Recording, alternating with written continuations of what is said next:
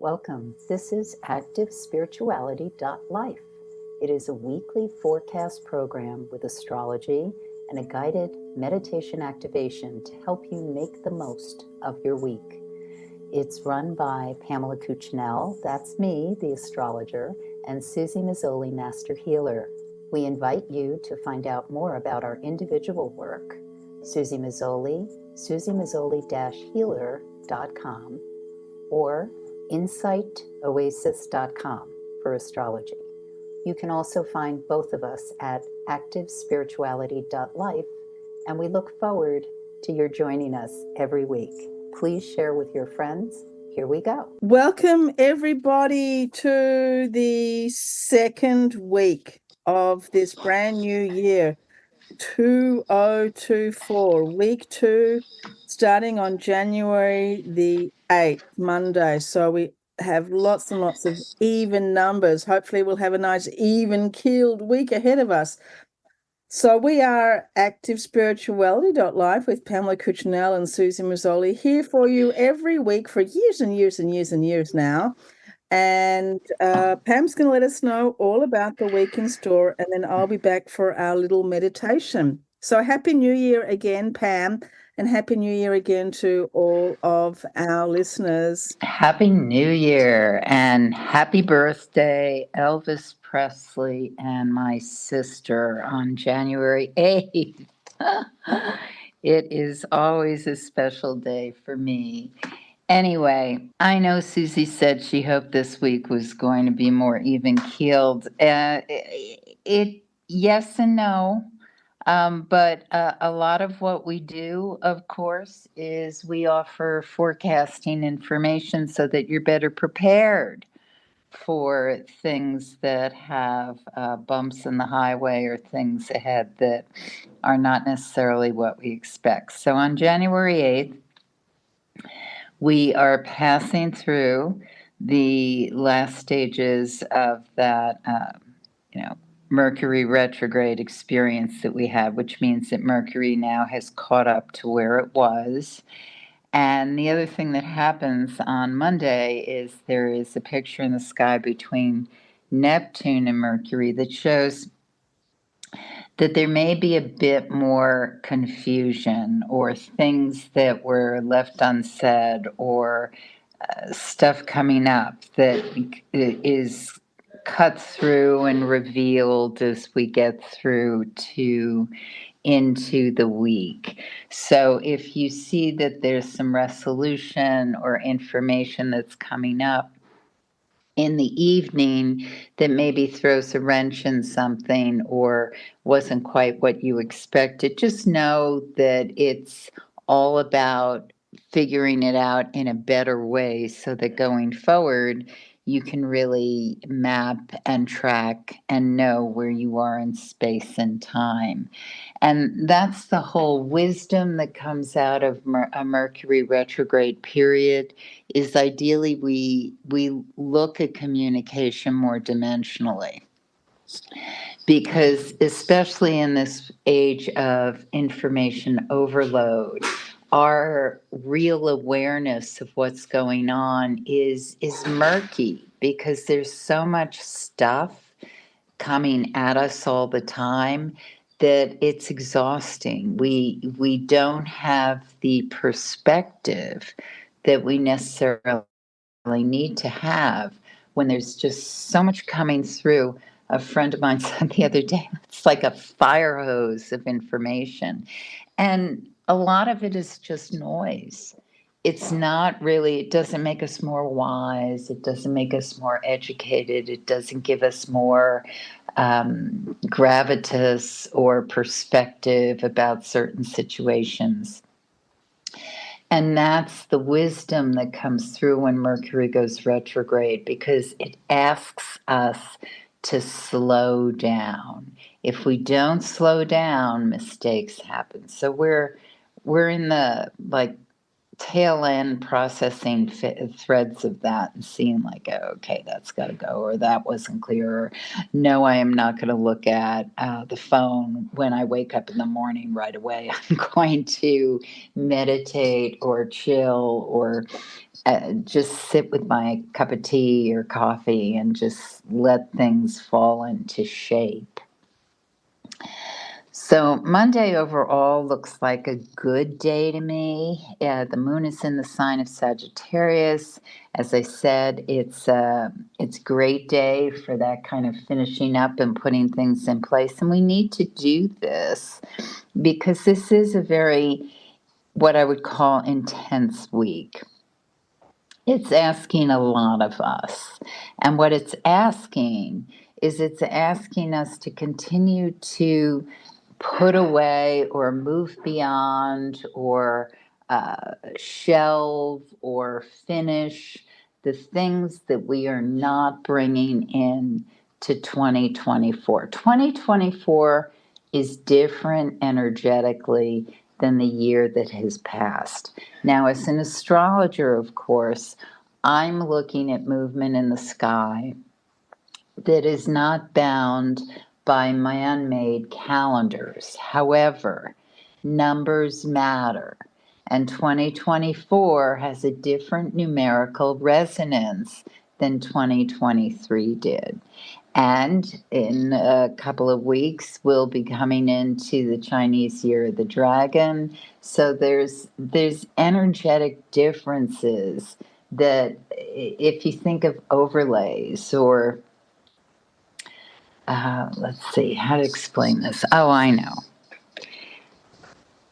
So we speak in languages, and as a gringa living in Mexico, whose Spanish is not my native language, I am aware of this every day. I wish I had the what was it called, the it wasn't the transformer, it was something in Star Trek, the telecommunication thing, whatever it was. They could go to different planets and immediately people were speaking in the same understanding, even though they were speaking in different tongues. What happens when we look at these different metaphysical languages is we're overlaying wisdom from different perspectives that enrich our lives. As a person who's every day I'm dealing with a language that isn't my native tongue, my assumptions of communication have to change, and I look at different symbols or signals or body language, eye contact, to see how well I'm communicating. With the year change, with the number resonance of moving from 7 to 8, which is what's happened, and also the energetic difference that happens with moving from one year into another in Chinese symbolism. And these are just 3 schools of metaphysics. There are so many ways of looking at life symbolically. But as we do that, we want to be consciously aware of what we're moving from and entering into. And we're in this space that is very quickly changing. And we want change, even though we resist change. We want change because what's been heavy in us over the past several years is not anything people want to keep living. Yes, there are highs, there are those glimmers of light, the eye gaze on some crystalline ice when you're driving in your car in a gloomy winter day in the Northeast. And there's dogs that bark. But whatever our call to awareness is, we are ready to step in fully to where we are going with these very fast moving transitory changes. Resisting, yes, that's human nature, but we are ready. You are here for a reason. So the moon in Sag invites us to really consider that inner explorer we have, the desire the expectation, the exuberance to enter into that unknown terrain. Let's explore it. Let's move into something more exciting, more open sky, more ability to transform and be and breathe than we've been living for too long. So fall into this week with a sense of exploration and expectation, but also a commitment to do the work necessary to peel off the layers, to slough off the skins that no longer serve, and enter into a new awareness. The moon goes void, of course, on the 9th, Tuesday at 1:24 p.m. So this morning and early afternoon, really good time to continue to explore that new understanding and sense of, oh, this is too much information. What's the clarity that I need? And if you feel confused, and some of us may, especially around midday, and the times I give are Eastern time, so you need to adjust depending where you live. But if there is some confusion, just sit with it and let it pass. Oftentimes in our solar world, we're always trying to solve problems in our head. The thinking realm is, it's considered the apex, like the height of intelligence. It's not. It so is not. But we think it is. So if you have a sense of confusion or you're not quite clear, just breathe into it, rest into it, let it pass. Allow yourself some peace. Move into something that is not the problem you're trying to solve. Sometimes manual things help a lot. Sewing, cooking, clearing something off your desk, whatever is necessary to just move past the heavy demand of the need to problem solve. And then often the answer just comes.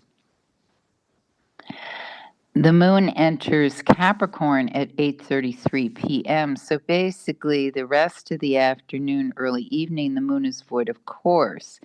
That being said, there's also a picture in the sky between the sun and Uranus, which talks a lot about getting inspiration, epiphanies, out of the blue, ideas.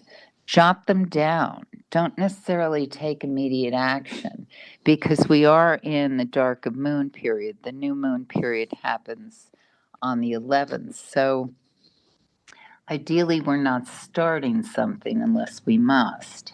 Ideally, we're just moving past or finishing up or completing or opening up into what's possible within the next few days and weeks beyond.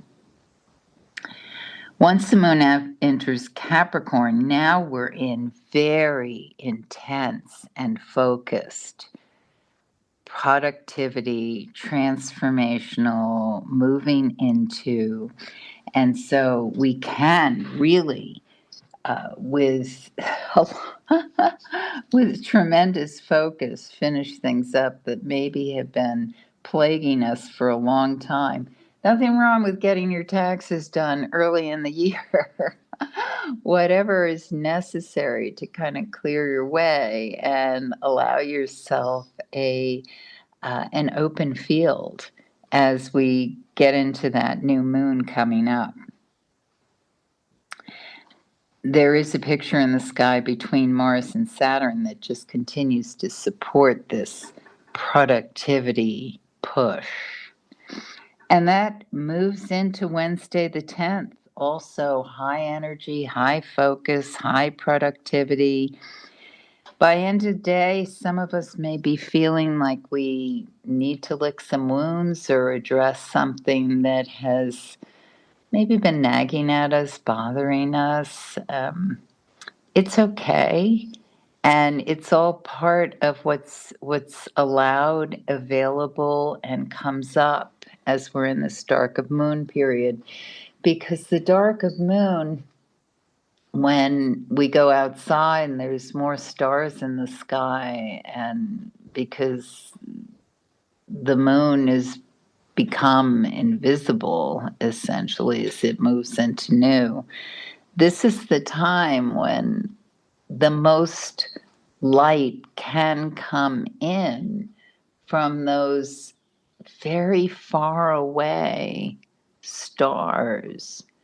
And what that light symbolizes is how much we can reach for and how much the wonder of being alive affects us all. We lose the wonder often in our day-to-day life. We forget how special and ephemeral this time alive is. And so when we have this offering every 28 days where the moon goes new again, we're in this dark time, it's an opportunity to refresh ourselves, have a sense of renewal when we allow it. So allow it. Make it your job, actually, because this is the new moon in Capricorn. So Capricorn asks us to do the work, to take responsibility for being, well, for being alive, for being incarnate, for being flesh and bones. And as we do that with this very real, practical assessment of, okay, how much time do I have?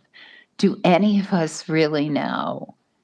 And since most of us don't, then the sense is, well, why squander what we know we have, which is the present?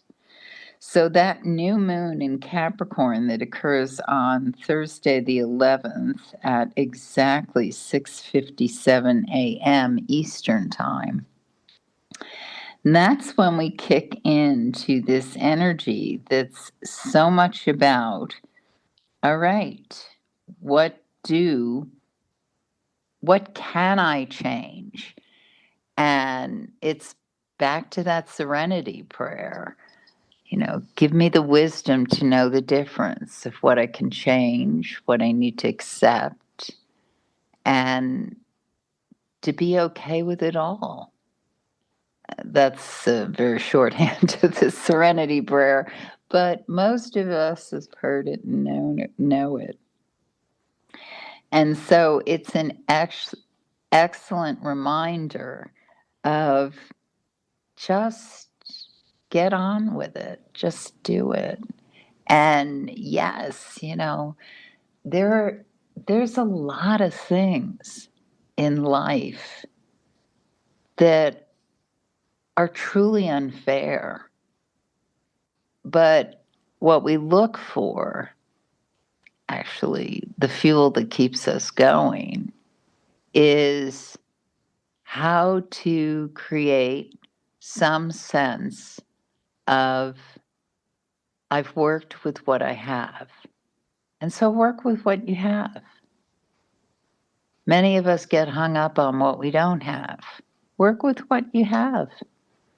And it cannot be understated how important gratitude is. And gratitude, as one friend of mine pointed out the other day, is really hard to sink into until we've done the work of acceptance.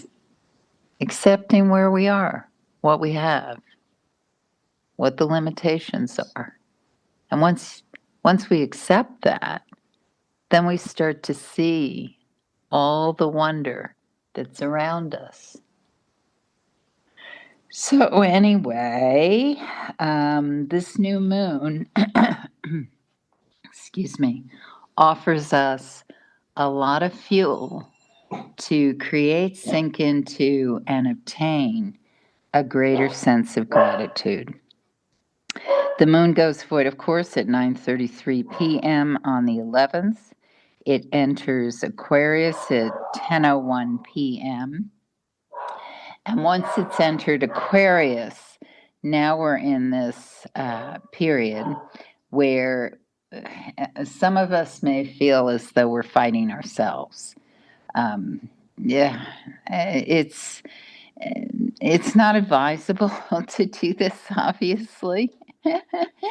It's much more productive when we allow the flow that's available to us.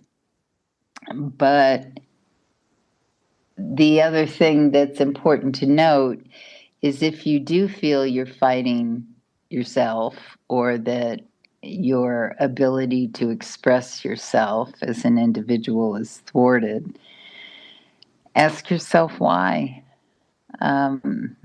Or, sometimes we put ourselves in situations where we can't be who we are. Sometimes we must be in situations where we can't be who we are. So, acceptance, again, of that situation and how to change it is a big beginning of where to start to see the openings for freedom. Very important word. So Friday, there may be some sense of how to obtain that or where to find it.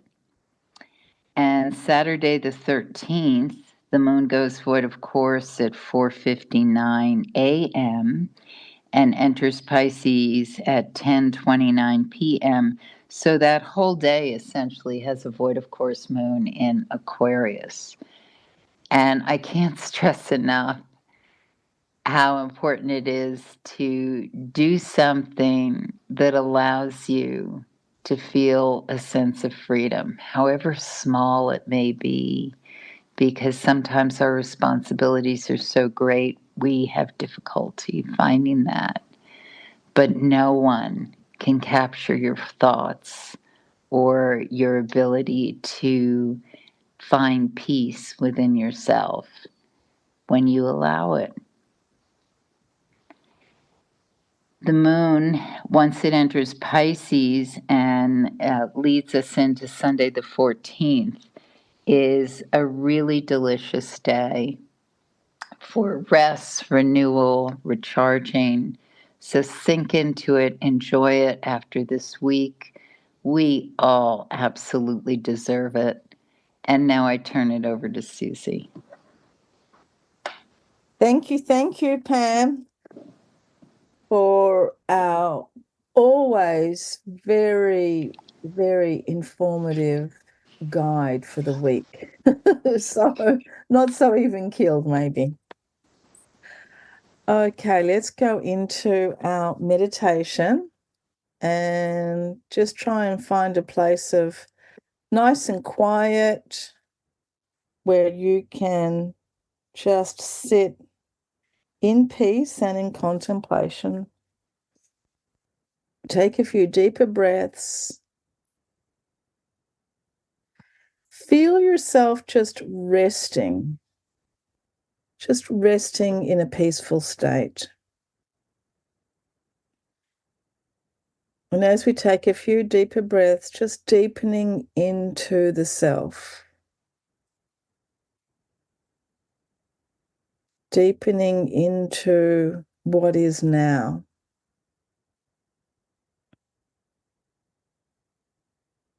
Deepening into our freedom.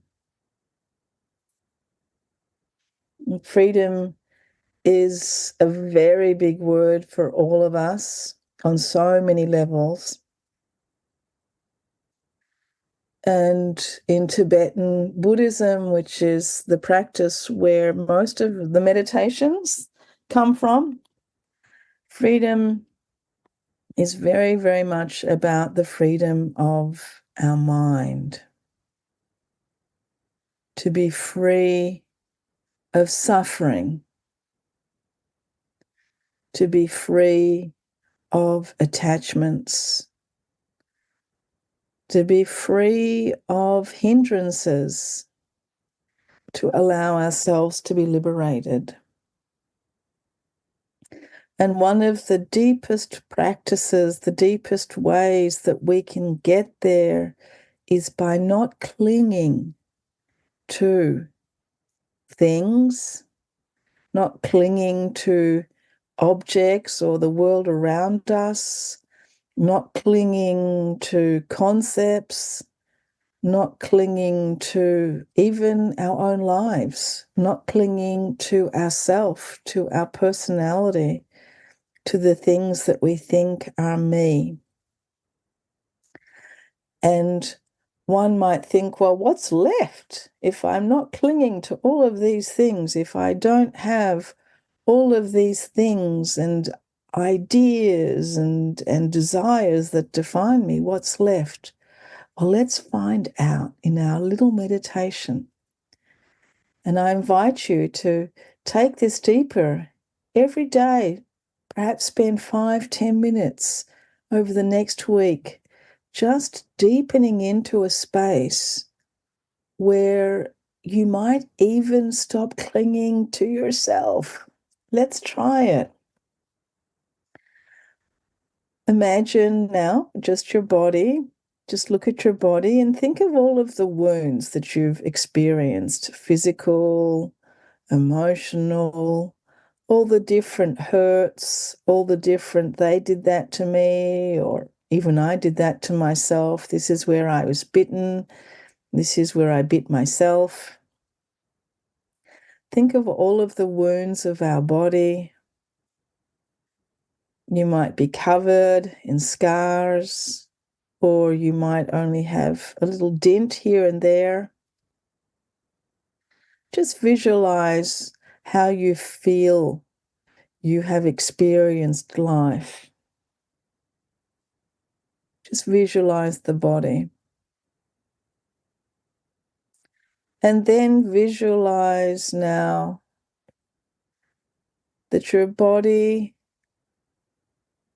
is just that. It's just a body. It's just a vehicle. It's just something that you are inside of or around or a part of. Start to just very, very gently start to pull away from the understanding that the body is you, the body with all of its symbolized scars. For some of us, that's very hard to even think of ourselves as not our body. But just imagine, like in the dream state or the daydreaming state, or perhaps if you're used to meditating, that meditation state where you're not really aware of the body, you know that it's there, but the mind, the consciousness seems to be bigger and more expansive. This is a very, very good exercise for us to start to detach from the body, from our concept of self. A really great way for us to start to come into this real freedom. It doesn't mean that we don't have a body, doesn't mean that we're not walking around being absolutely highly functioning human beings, but we're changing our perspective. We're changing the way that we experience life, and we're allowing really for our frequency to rise up.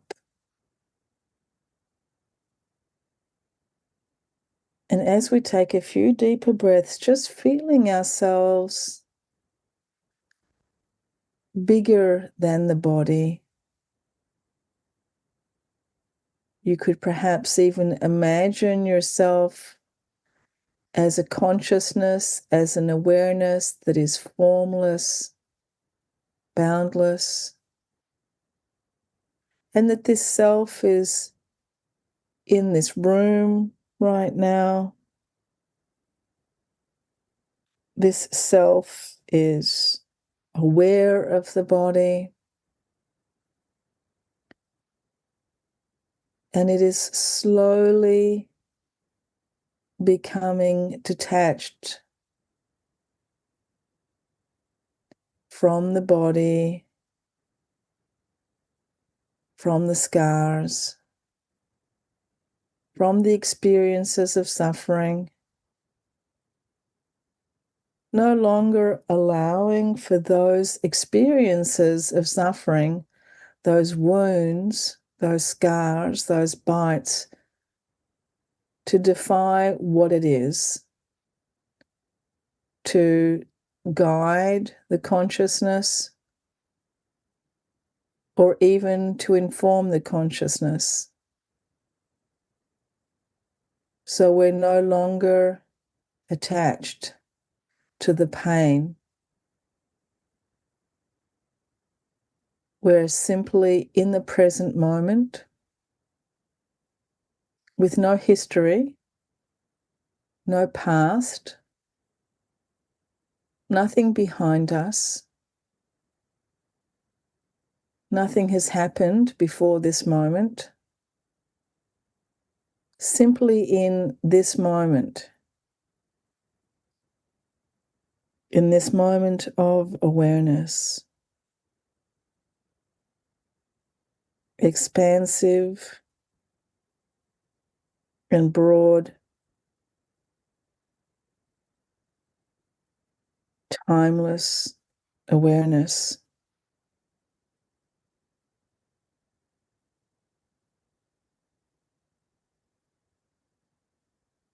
And this is our true state, to be really expanded. There is nothing in the past. There is nothing in the future. There is just right now, just this present, boundless moment.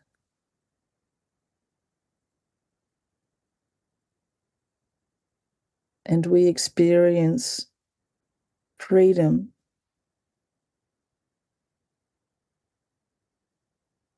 openness, liberation.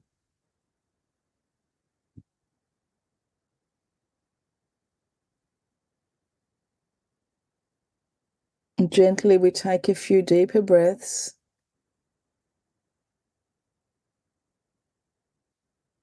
We're in our body. We're aware of our body.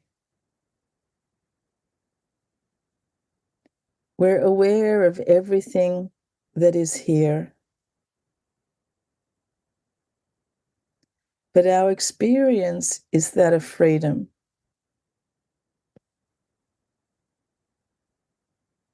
We have explored freedom. And with this perspective, we bring this freedom into our life and into the environment around us and into the lives of others around us. Taking a deep breath, gently opening your eyes. Here we are in freedom. Thank you so much for joining us, everybody. Thank you so much, Pam. And we will be with you again next week, as always, for your forecast and meditation. Thanks so much, everyone. Love now. You have been listening to Suzy Meszoly and Pamela Cucinell of ActiveSpirituality.life. If you've enjoyed this program, consider a donation You can find the link for that, activespirituality.life. Regardless, we look forward to having you join us again for next week's podcast. Please share and have a great week.